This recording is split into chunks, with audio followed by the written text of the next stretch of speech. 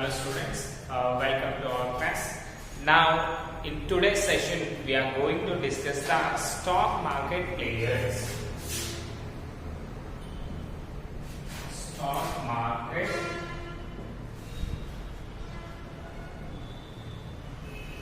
players. Okay, Nana.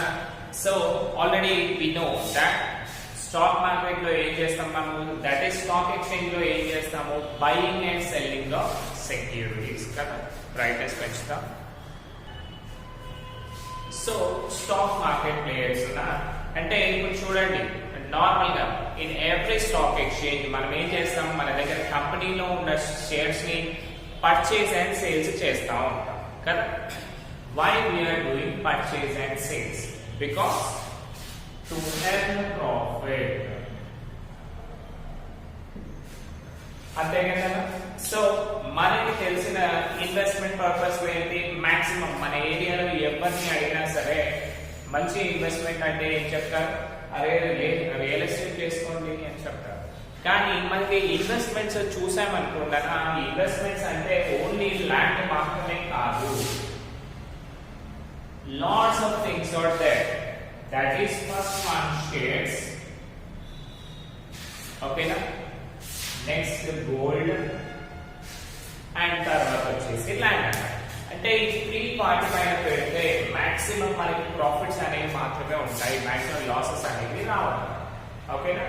So అందుకనే ఈ stock market players లో మనం ఏం చేస్తాం, this is also one kind of investment కదా. మనము షేర్స్ లో ఇన్వెస్ట్ చేస్తున్నాము అంటే in order to get the profit, అంతే కదా. So let us see about these things. So మనం చూసుకుంటే కదా, మనము దేనిపైన ఇన్వెస్ట్ చేసేటప్పుడు ఏం చేస్తాము, ప్రాఫిట్ రావాలి నాకు అనుకుంటాం, లాభం రావాలి ఏం చేస్తామా, నష్టం రావాలి ఏం చేస్తామా, లాభమే కావాలి అనుకుంటాం కదా. సో ఈ స్టాక్ ఎక్స్చేంజ్ లో అంటే మనము అస్యూమ్ చేస్తాం ఫ్యూచర్ లో రైజ్ అవుతుండొచ్చు, ఫ్యూచర్ లో లాస్ అయ్యే ఛాన్స్ ఉంది, అవన్నీ అంటే based upon the market situation మనకి prices of shares and debentures excess and decrease అయ్యే ఛాన్సెస్ ఉన్నాయి కదా, that is the thing.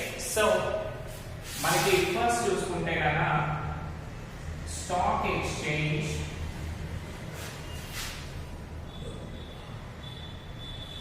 Speculators. So మనము ఫస్ట్ చెప్పుకోవాల్సిన వర్డ్ ఏంటి అంటే speculator. Who is known as speculator అంటే ద పర్సన్, ఇప్పుడు ఏవైనా సరే పర్చేస్ అండ్ సేల్స్ చేయడం వల్ల ప్రాఫిట్ ఎర్న్ చేయాలి అనుకుంటారు కదా, సో వాళ్ళని మనము స్పెక్యులేటర్స్ అంటాం. ఈ స్పెక్యులేటర్ ఏం చేస్తాడన్నా అంటే షార్ట్ టర్మ్ పర్పస్ లో, ఓకేనా, షార్ట్ టర్మ్ పర్పస్ లో అంటే buying and selling of securities చేస్తాడు, and with that he earns profits. He earns profit. ఎలా అంటే సపోజ్ ఈ స్పెక్యులేటర్ అంటే సింపుల్ గా ఊహించే పర్సన్ ని మనము స్పెక్యులేటర్ అని పిలుస్తాం, అస్యూమ్ చేయడం అన్నమాట. అరే ఈ షేర్స్ పెరిగే ఛాన్స్ ఉంది, సో ఇప్పుడు తక్కువ ఉన్నప్పుడు ఏమవుతాము, ఎక్కువైనాక అమ్ముతాం, అంతే కదా. ప్రతి ఒక్కరు ఎవరైతే ఫ్యూచర్ ఊహించుకొని ఇప్పుడు వర్క్ చేస్తారో వాళ్ళని స్పెక్యులేటర్ అంటారు. ఇప్పుడు చూడండి, మనం గోల్డ్ రేట్ చూసుకుంటే ఈ రోజు రేట్ 48,000 అయింది. అంటే ఏమవుతుంది, ఇక్కడ ప్రైస్ అనేది డిక్రీజ్ అవుతా ఉంది. సో చాలా మంది ఏం చేస్తారు, అరే ప్రైస్ డిక్రీజ్ ఉంది కదా, ఇప్పుడు కొంటే బాగుండు, మళ్ళీ ఫ్యూచర్ లో పెరుగుతుంది కదా అని అనుకుంటారు కదా. అంటే ఆ ఊహించేదాన్ని స్పెక్యులేషన్ అంటారు. అంతేవిధంగా ఇప్పుడు ల్యాండ్స్ చూడండి, ల్యాండ్స్ లో కూడా మనం కొనడానికి వెళ్ళాం అనుకోండి, సరే ఈ ఏరియాలో రింగ్ రోడ్ పడుతుంది, ఆ ఏరియాలో ఐటీ కంపెనీస్ ఉన్నాయి, సో అక్కడ రైజ్ అయ్యే ఛాన్స్ ఉంది, ఇప్పుడే కొని పెట్టుకోండి అని చెప్తా ఉంటారు కదా, రైట్. సో వాళ్ళని మనము స్పెక్యులేటర్స్ అని పిలుస్తాం. సో మన స్టాక్ ఎక్స్చేంజ్ లో కదా ఇతను ఏం చేస్తాడు అంటే buying and selling of securities చేస్తాడు, buying and selling of securities చేస్తాడు. And the difference between buying and selling of those securities amount we call it as profit. ఎలా అంటే 10 రూపీస్ కి షేర్ కొంటాడు. ఓకేనా? కొంచెం రేస్ కాగానే అమ్మేస్తాడు. ఎంత? ఒక 50 రూపీస్ కి అమ్మేశాడు. ఇలా ఓన్లీ సింగిల్ షేర్ కొంటాడా? లేదు. సపోజ్ 1000 షేర్స్ కొన్నాడు, 10,000 పెట్టి కొన్నాడు, 15,000 రూపీస్ వచ్చాయి. అంటే what is the difference amount we have here? That is 5,000. అంటే ఈ పర్సన్ ఏం చేస్తున్నాడు? ఇతను కూడా స్టాక్ ఎక్స్చేంజ్ లో యాక్టివ్ గా ప్లే చేస్తాడు. అంటే he is not the employee అనా, జస్ట్ అ మీడియేటర్. ఓకేనా? Buying and selling of securities చేస్తాడు. అండ్ ద డిఫరెన్స్ అమౌంట్, దాన్ని మనము ప్రాఫిట్ అని పిలుస్తాం. ఓకేనా? స్పెక్యులేషన్ అంటే అర్థమైంది కదా. ముందే ఊహించే వాళ్ళని మనము స్పెక్యులేటర్స్ అంటాం. ఓకేనా? అంతేనా? వాళ్ళనే కాదు, మనం కూడా స్పెక్యులేటర్సే అనుకోవచ్చు. ఎందుకు చెప్పాలా? మీరు ఎగ్జామ్ పాయింట్ ఆఫ్ వ్యూలో చూడండి. ఏం చేస్తారు? ఫైనల్ ఎగ్జామ్ రాగానే అరే ఇది ఇంపార్టెంట్ క్వశ్చన్, ఇది కంపల్సరీ వచ్చే ఛాన్స్ ఉంది అని ఊహిస్తూ ఉంటారు కదా. అంటే you are also the speculator. ఓకేనా? ఊహించే ప్రతి పర్సన్ ని కూడా మనం స్పెక్యులేటర్ అంటాం. సో మనకి స్టాక్ ఎక్స్చేంజ్ లో స్పెక్యులేటర్స్ ఏం చేస్తారు? షేర్స్ అండ్ డిబెంచర్స్ పర్చేజ్ చేస్తారు. And from that difference amount he earns the profit. ఓకేనా? రైట్. నౌ చూద్దాం, who are the speculators? ఊహించడం కూడా చాలా డిఫరెంట్ టాస్క్లు ఉంటాయి కదా. సో ఫస్ట్ స్పెక్యులేటర్ చూసుకుంటే, depend upon the market situation, మనకి 4 టైప్స్ ఆఫ్ స్పెక్యులేటర్స్ ఉన్నారా? Types of speculators. So first speculator వచ్చేసి బుల్. ఇంకొకటనా, ఇప్పుడు నేను చెప్పే 6 పాయింట్స్. ఓకేనా? ఈ 6 పాయింట్స్ అనేవి చాలా ఇంపార్టెంట్. అండ్ మీకు 2 మార్క్స్ పాయింట్ ఆఫ్ వ్యూలో మినిమం 2 వస్తాయి. అంటే how many marks? 2 into 2, that is 4 marks you will get compulsory. So already మీకు అర్థమై ఉంటుంది. 5 మార్క్స్ వచ్చే ఛాన్స్ ఉంది, 10 marks functions of stock exchange వస్తుంది, ప్లస్ ఇవి 2 మార్క్స్ 2 వచ్చే ఛాన్స్ ఉంది. అంటే మాక్సిమం స్కోర్ అనేది మీకు స్టాక్ ఎక్స్చేంజ్ నుంచే వస్తుంది. కాబట్టి ప్రతి ఒక్కరు కూడా శ్రద్ధగా చదవండి. ఓకేనా? Now let us go with the first speculator, who is bull. Yeah, bull అంటే ఏంటన్నా నార్మల్ గా ఎద్దు. ఓకేనా? ఎద్దుని మనము బుల్ అని పిలుస్తాం. మెయిల్ ఉంటుంది కదా, దాన్ని మనము బుల్ అని పిలుస్తాం కదా. ఆక్స్ ఉంటుంది, ఆవు, కౌస్, ఆక్స్, బఫెలో, బుల్. ఓకేనా? సో మెయిల్ ని మనం బుల్ అంటాం కదా. ఇవి ఏం చేస్తాయి అంటే ఎప్పుడు కూడా ఎగ్జైట్మెంట్ తో ఉంటాయి కదా. సో అందుకని ఈ పేరు పెట్టారు. సో ఇప్పుడు coming to the stock exchange, bull అంటే ఎవరన్నా అంటే he is the speculator who expects rise of price. ఓకేనా? ఈ బుల్ అనే పర్సన్ ఎవరన్నా అంటే ఇతని ఫ్యూచర్ లో షేర్ ప్రైస్ పెరుగుతుంది అని ఊహించే పర్సన్ ని మనము బుల్ అని పిలుస్తాం.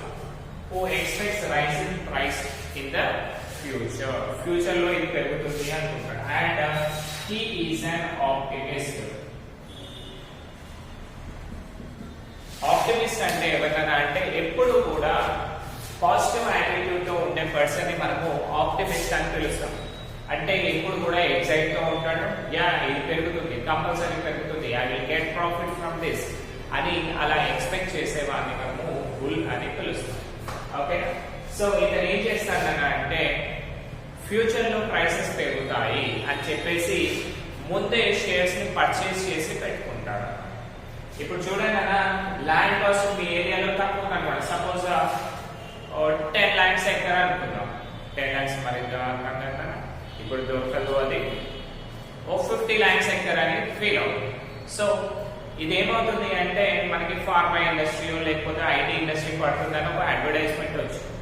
ఆ 50 lakhs బట్ ఏమవుతుందన్నా ఇమీడియట్ గా ఎక్స్ట్రా అవుతుంది. అంటే 80-90 lakhs వరకు వెళ్తుంది కదా. ఇప్పుడు ప్రతి ఒక్క రియల్ ఎస్టేట్ లో అలాగే అవుతుంది కదా. రైట్. సో ఈ ఆప్టిమిస్ట్ షేర్స్ లో ఏం చేస్తాడు అంటే, అరే ఫ్యూచర్ లో మన ప్రైసెస్ అనేవి పెరిగే ఛాన్స్ ఉంది అని చెప్పేసి ముందే కొనేసి పెట్టుకుంటాడు. వాళ్ళనే మనము బుల్ అని పిలుస్తాము. అంటే ఇతను ఏం చేస్తున్నాడు, ప్రైస్ రైజ్ అవుతుంది, సో ముందే తక్కువ ధర ఉన్నప్పుడు కొని పెట్టుకుంటే ఏమవుతుంది, ఎక్కువ ధర వచ్చినప్పుడు అమ్మవచ్చు. అమ్మడం వల్ల ఏమవుతుందని ఇతనికి మీడియేటర్ గా ప్రాఫిట్ అనేది వస్తుంది కదా. So he expects rise in future and purchases the securities before only. And ఇతనే మనము సింపుల్ గా ఏమంటాము అంటే తేజీవాలా. ఓకేనా, తేజీవాలా అంటే కదా బుల్ అని అర్థం. మీకు అప్పుడప్పుడు బుల్ అని ఇవ్వకుండా వాట్ యు నో అబౌట్ తేజీవాలా అన్నారు అనుకోండి, అయ్యో సార్ టూ ఇంపార్టెంట్ అవే వస్తాయి అన్నాడు, ఇది వచ్చింది ఏంటి అని కన్ఫ్యూజ్ కావాల్సిన అవసరం. సో జస్ట్ ఇది రాస్తే చాలు. ఓకేనా, సింపుల్ అనా. నెక్స్ట్ వన్ చూడండి. సో ఇంకొకటి అనా, he expects rise in future కదా. సో ఇతను అనుకున్నట్టు ఫ్యూచర్ లో కనుక ప్రైసెస్ అనేవి ఇంక్రీజ్ అయ్యాయి అనుకోండి, then he is in a profit. ఓకేనా, సో ప్రైసెస్ రైజ్ అవుతాయని పర్చేజ్ అంటే బై, రైజ్ అవుతాయని బై చేశారు. ఒకవేళ దాని ప్రైస్ అనేది ఇతను ఊహించినట్టు అంటే ఇతను కొన్నదానికంటే ఎక్కువ అయింది అనుకోండి, సపోజ్ 10 రూపీస్ షేర్ కొన్నాడు, 15 రూపీస్ రైజ్ అవుతుంది అనుకున్నాడు. ఓకేనా, సపోజ్ షేర్ వాల్యూ అనేది అబౌట్ 10 అంటే ఇతను కొన్నదానికంటే 1 రూపీ ఎక్కువ వచ్చినా సరే he is in profit. ఓకేనా, సో ఇతను అనుకున్నట్టు రైజ్ అవుతే ప్రాఫిట్ వస్తుంది. ఒకవేళ 10 రూపీస్ షేర్ అనేది 5, 6, 7 ఇట్లా అయింది అనుకోండి, దెన్ ఇతని స్పెక్యులేషన్ అనేది రాంగ్ అవుతుంది and he will be loss. ఓకేనా, అంతే కదా. ఇప్పుడు మనం ల్యాండ్ కూడా పెరుగుతుంది అనుకుంటాం, ఒకవేళ దాని కాస్ట్ పెరిగిందంటే మన ప్రాఫిట్ లో అన్నట్టు, లేదు అంటే లాస్ వస్తుంది కదా.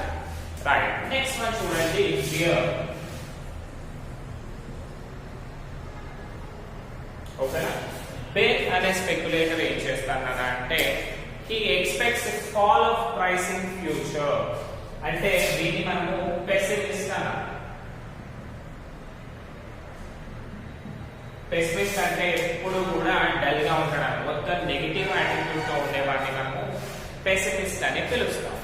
ఓకే, సో ఇతను ఏం చేస్తాడని అంటే, అరే ఫ్యూచర్ లో ఈ రేట్లు తక్కువ అవుతున్నాయని చెప్పేసి ముందే వేరే వాళ్ళకి అగ్రిమెంట్ ఇచ్చేస్తాడు.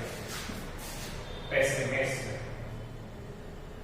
who expects a fall of price. ఓకేనా, ఫ్యూచర్ లో నా దగ్గర ఉన్న షేర్ వాల్యూ తక్కువ అవుతుంది అని చెప్పేసి ముందే వేరే వాళ్ళకి అమ్మేస్తాను అని చెప్పేసి అగ్రిమెంట్ చేసుకునే వాడిని మనము పెసిమిస్ట్ అని పిలుస్తాం అన్నమాట. ఓకేనా, పెసిమిస్ట్ అంటే నెగటివ్ మైండెడ్ పర్సన్ అన్న సింపుల్ గా చెప్పాలి అంటే. So who expects fall in price.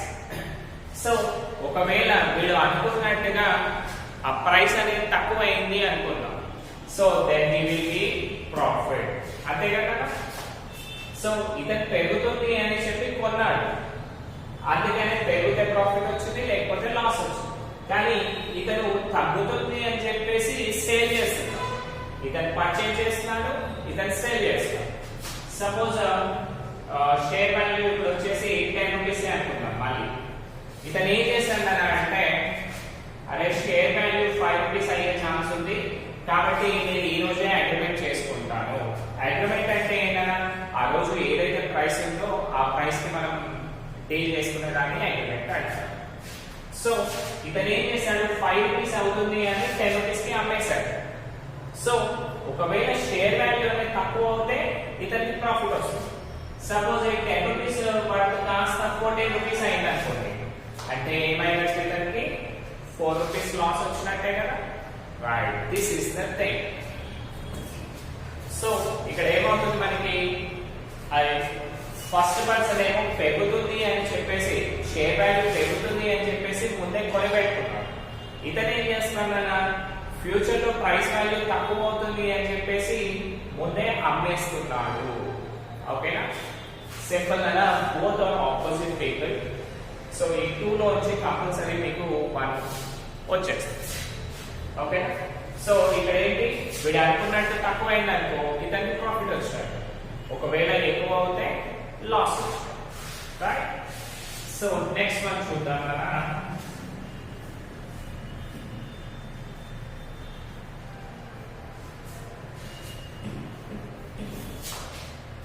So next stand. మామూలు స్టాండ్ కదా, రాయల్ స్టాండ్ కాదు. స్టాండ్ అంటే ఎవరు అంటే, he is the cautious speculator. He buys this or shelf. He applies for the shares of the new company at face value, and more than the face value, the difference paid by him and the selling price of his profit. He is bullish in nature. So stand అనే person ఏంటన్నా అంటే, ఒక new company start అయింది అనుకోండి.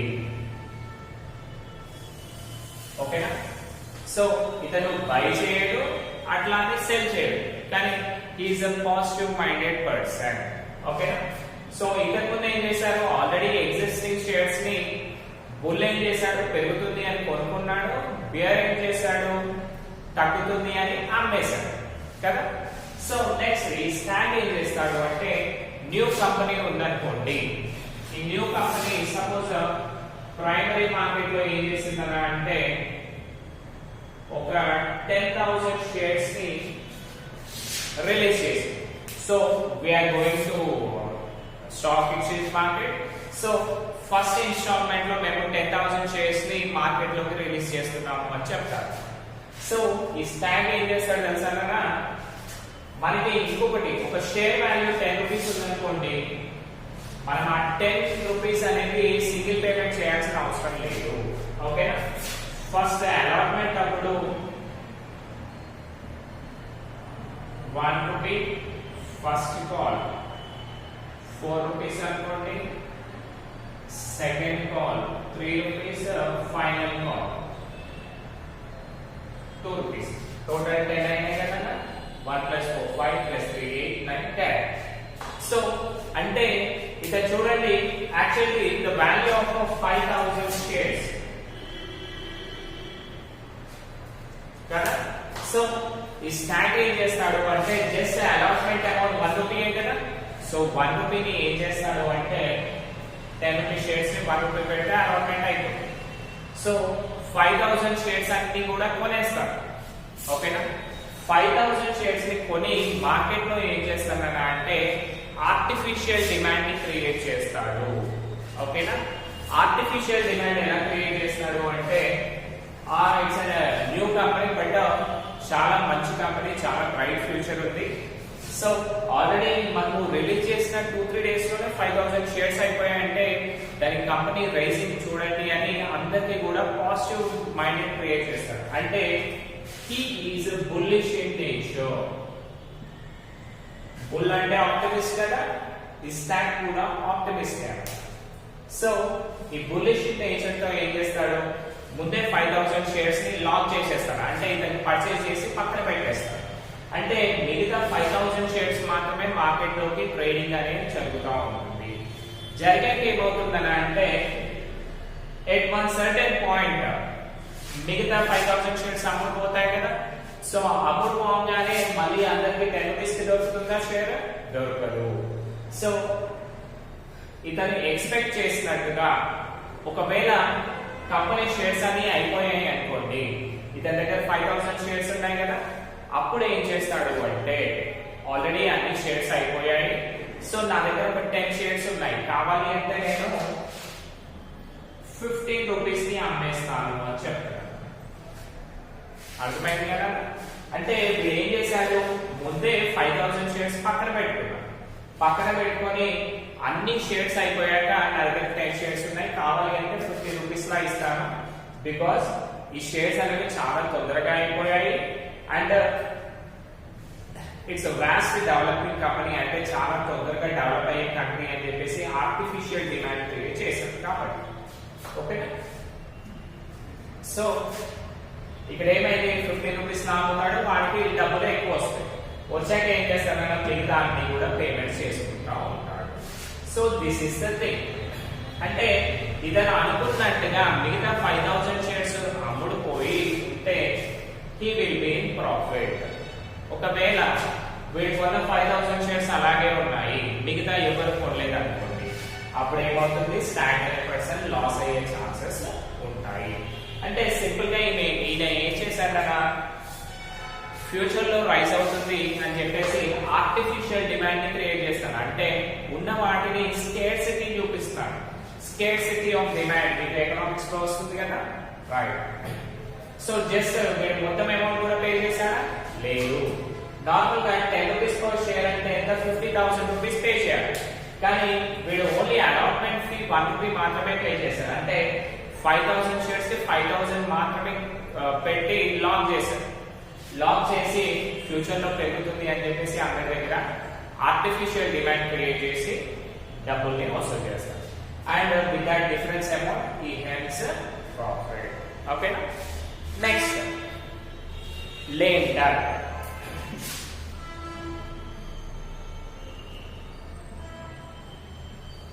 Lame duck అంటే ఏంటంటే కుంటి బాతు అని అర్థం.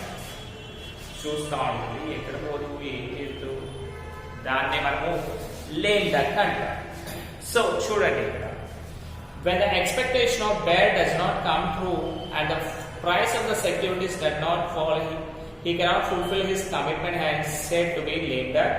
Bear may be agreed to sell certain securities on a certain date and may not be able to deliver the securities as it may not be available in the market on the agreed date. If the other party does not agree to oblige him, he suffers like lame duck. అంటే ఈ lame duck అంటే ఏంటంటే, ఇంతకు ముందు మనం second point లో చూసుకుంటే bear ఏం చేశారు కదా, ఫ్యూచర్ లో ప్రైసెస్ అనేవి తక్కువ అవుతున్నాయి అని అనుకున్నాడు కదా. He expects fall in price in future. Future లో ప్రైస్ అనేది తక్కువ అవుతుంది అని చెప్పేసి ఏం చేశాడు, ముందే వాళ్ళ దగ్గర సెల్ చేయడానికి అగ్రిమెంట్ తీసుకున్నాడు కదా. నేను ఏమనుకున్నాడంటే, వీడు ఒక 1 మంత్ తర్వాత ప్రైసెస్ అనేవి తక్కువ అవుతాయి, సో ఆ రోజు నేను డెలివరీ చేస్తా అని చెప్పేసి ముందే ఏం చేశాడు, ప్రజెంట్ మార్కెట్ వాల్యూ పైన కొంచెం అగ్రిమెంట్ అనేది తీసుకున్నాడు. ఓకేనా. సపోజ్ షేర్ వాల్యూ 15 రూపీస్ ఉందనుకుందాం. సో ఈ బేర్ ఏం చేశాడు కదా అంటే, ఫ్యూచర్ లో తక్కువ అవుతాయి అనుకున్నాడు కదా, అంటే ఒక 8 రూపీస్ షేర్ అవుతుంది, 8 రూపీస్ షేర్ అవుతుంది అని చెప్పేసి ఏం చేశాడు, ముందే అగ్రిమెంట్ ఇచ్చాడు. అంటే వీళ్ళ దగ్గర షేర్స్ కూడా లేవు, యాక్చువల్ నాకు ఒకటి దగ్గర వచ్చేది ఉంది, సో మీకు ఏం చేస్తాను, ఒక 1 మంత్ టైం అట్లా పెట్టాడు. 1 మంత్ టైం పెట్టి, ఈరోజు ప్రైస్ 15 రూపీస్ ఉంది కదా, నాకు 15 రూపీస్ ఎంత, నెంబర్ ఆఫ్ షేర్స్ ఎంత ఉన్నాయో అది ఇచ్చి, అది డబ్బులు ఇచ్చేసేయండి, నేను 1 మంత్ తర్వాత మీకు షేర్స్ ఇస్తాను అని చెప్పాడు. వీడి ఆలోచన ఏంటన్నా, వేరే ఆలోచన, ఇప్పుడు నేను 15 రూపీస్ పెట్టి అమ్మేస్తున్నాను, అండ్ నేను ఏం చేస్తాను, ఇప్పుడే కొనకుండా 8 రూపీస్ షేర్ అవుతుంది కదా, ఆ రోజు కొనేసి వీడికి ఇచ్చేద్దాము అనేది వాడి థాట్ అన్నమాట. ఎవరిది, లేమ్ డక్. కానీ ఇక్కడ ఏమైందన్నా అంటే, ఇతను అనుకున్నట్టు 8 రూపీస్ షేర్ కాకుండా ఉన్న షేర్స్, మార్కెట్ లో ఉన్న షేర్స్ అన్ని కూడా ఇప్పుడు ఈ 15 రూపీస్ షేర్ కాస్త 25 రూపీస్ అయింది. ఓకేనా. 15 రూపీస్ షేర్ కాస్త 25 రూపీస్ అయింది. అంటే ఇతనికి ఏమైందన్నా, మళ్ళీ వాళ్ళ దగ్గర కొనాలి, కొని అమ్మాలి. అంటే వాడికి ఇచ్చిన రేట్ కంటే 10 రూపీస్ ఎక్స్ట్రా పెట్టాలి. సో ఇక్కడ ఏమవుతుంది అంటే, లేమ్ డక్ లా ఫీల్ అవుతాడు, పూర్తి బాధలా. వాళ్ళతోటి అగ్రిమెంట్ క్యాన్సిల్ చేయించుకోవాలా, లేకపోతే మాట ఇచ్చాను కాబట్టి కొని పెట్టాలి అనేది కన్ఫ్యూజన్ లో ఉంటుంది. దాన్నే మనము లేమ్ డక్ అని పిలుస్తాం. అంటే ముందుకు వెళ్ళలేదు, వెనక్కి రాలేదు. ఓకే, సింపుల్ గా ఏమర్థమైంది ఇక్కడ, పేరులో ఏమైంది, వాడు ఫ్యూచర్ లో ప్రైసెస్ తక్కువ అవుతాయి అనుకున్నాడు, తక్కువ అవుతాయని ముందే ప్రజెంట్ వాల్యూకి అగ్రిమెంట్ తీసుకున్నాడు. ఫ్యూచర్ లో తక్కువైనప్పుడు కొని అమ్ముదాం అనుకున్నాడు, కానీ వీడి దురదృష్టం కాస్త ఏమైంది, ఆ ప్రైసెస్ అనేది ఇంక్రీజ్ అయ్యాయి కదా. సో దాన్ని మనము లేమ్ డక్ అని పిలుస్తాము. Now stock exchange operators two ఉన్నారు కదా, వాళ్ళ గురించి కూడా డిస్కస్ చేద్దాం.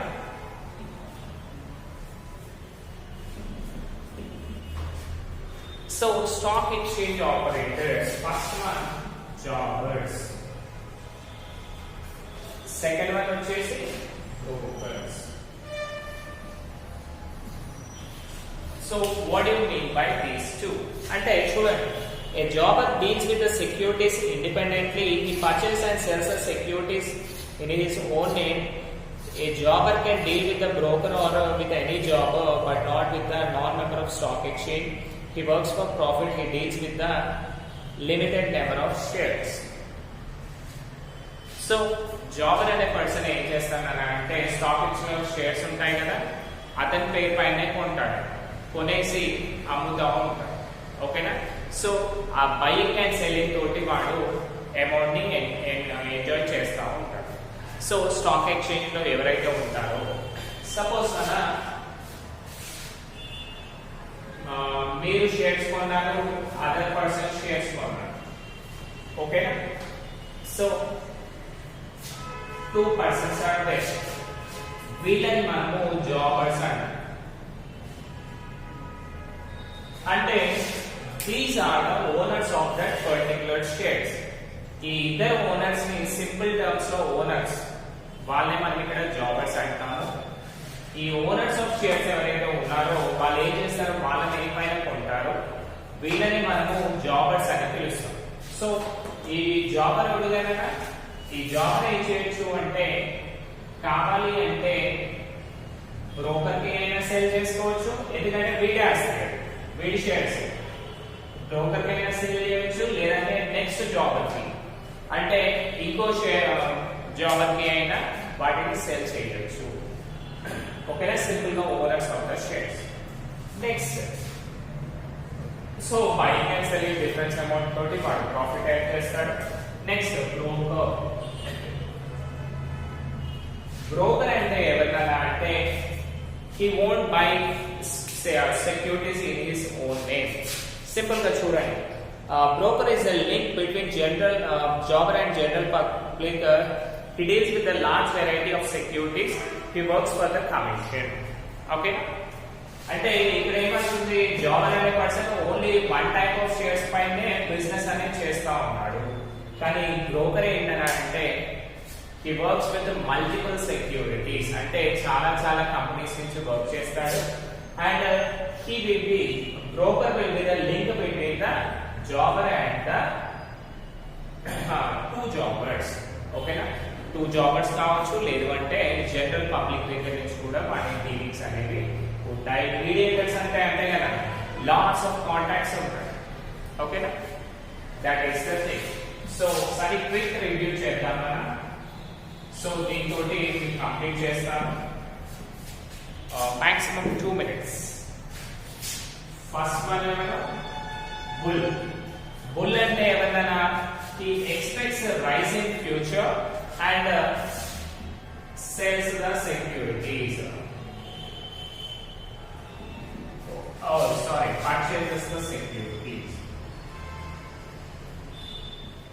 అంటే ఫ్యూచర్ లో ప్రైసెస్ పెరుగుతాయి అని చెప్పేసి ముందే కొనిపెట్టుకుంటాడు.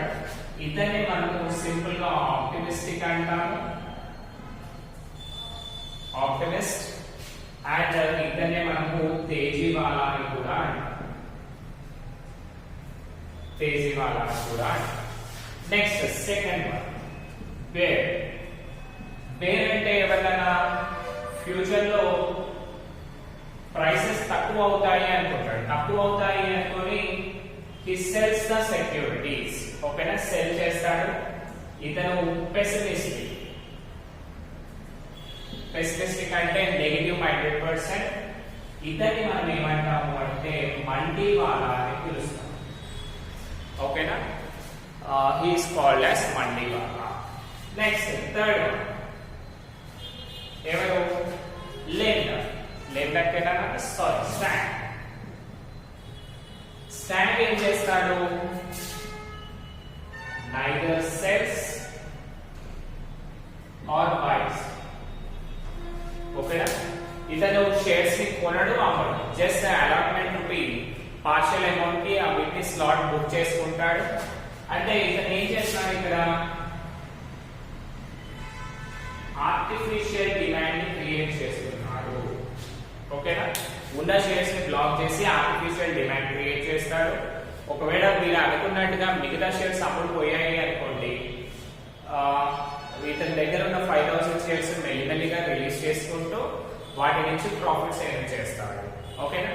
ఒకవేళ మిగతా షేర్స్ ఇతను కొన్న షేర్స్ అలాగే ఉండిపోయాయి అనుకుంటారా, అప్పుడు ఏమవుతుంది, ఇతను కొన్న షేర్స్ కూడా లాస్ అయ్యే ఛాన్సెస్ ఉంటాడు. Next later. లేటర్ అంటే ఎవరు, హ్యాస్ ఎ ట్రేడర్. ఇతని ఫ్యూచర్ లో రేట్స్ తక్కువ అవుతాయని చెప్పేసి ముందే వేరే వాళ్ళతో అగ్రిమెంట్ తీసుకున్నాడు. నేను ఒక 1 month అయినాక మీకు షేర్స్ ఇస్తా అని చెప్పి ముందే వాళ్ళ దగ్గర డబ్బులు తీసేసుకుంటాడు. కానీ ఇతను అనుకుంటున్నట్టుగా ప్రైసెస్ తక్కువ అవుతే హ్యాపీ. ఒకవేళ తక్కువ కాకుండా ఎక్కువ అయ్యాయి అనుకోండి, ఏం చేయాలి, ఇతను మళ్ళీ న్యూ షేర్స్ ఎక్కువ కాస్ట్ కొని అమ్మాల్సి ఉంటుంది. సో దీనివల్ల ఏంటి, నేను వాళ్ళతో అగ్రిమెంట్ క్యాన్సిల్ చేసుకోవాలా లేకపోతే పర్చేస్ చేసి ఇవ్వాలా, ఏది అర్థం కాక తటస్థం అవుతా ఉంటాడు. తడబడే వాడిని మనం లేటర్ అంటాం, సఫరింగ్ లైక్ అండ్ లేటర్ అంటాం. నెక్స్ట్ జాబర్ అంటే ఎవరైనా, ఇతను ఓన్లీ 1 పర్టికులర్ షేర్స్ తో డీల్ చేస్తూ ఉంటాడు. ఓకేనా? పర్టికులర్ షేర్స్ తో డీల్ చేస్తూ ఉంటాడు. అండ్ ఇతను కావాలి అంటే నెక్స్ట్ జాబర్ కైనా అమ్మవచ్చు సెక్యూరిటీస్, లేదంటే బ్రోకర్ కైనా అమ్మవచ్చు. ఈ బ్రోకర్ ఏం చేస్తాడన్నా, mediator between the jobbers and general public మధ్యన మీడియేటర్ గా ఉంటాడు. అండ్ దాన్ని పే చేసుకొని ఇతను సెల్ చేస్తా ఉంటాడు. ఓకేనా? Thanks for today's class. రేపు నెక్స్ట్ టాపిక్ తో డిస్కస్ చేద్దాం. అంతవరకు చూస్తూనే ఉండండి కామర్స్ క్లాస్ అండ్ చదవండి, నేర్చుకోండి.